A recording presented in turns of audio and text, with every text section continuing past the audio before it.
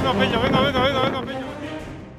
Antzoko triatloi zurian Joan Freixa izan da gizonezkoetan irabazle, Pello Osoro Ermuarra bigarren eta Jon Erguin laugarren izan da. Pello, arratsaldeon. Arratsaldeon. Gustora bigarren postuarekin? Bai, oso gustora. Konta iguzu, nola joan da proba? Esango nean proba aiziak markauta. Hasieratik Freixak korrika oso gogorra zida, saiatu naiz be ritmo aguantatzen, da, bio batera joan gara, bizikleta batera hartu dugu, baina aldapa zidanean ja bera aurrera joan da.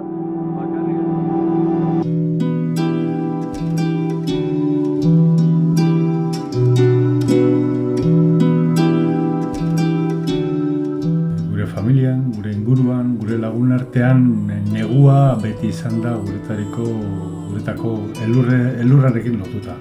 Elurretan egin ditu kirolik gehienak, era guztietako kirolak, baina beti elurra, Pirinioak, Aralar, hori izan da gure helburu, zentro, interes eta gune nagusia.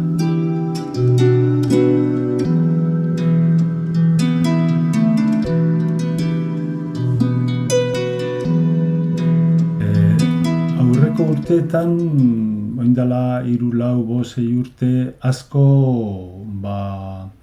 eskizabalekin, saltoak, eginaz, mendira joanaz, elur biguna harrapatuz, eta azken 2 urtetan gehiago eski estuekin, iraupen eskia, fondoa, gehiago txapelketetan zentratuz, naiz eta ez beti.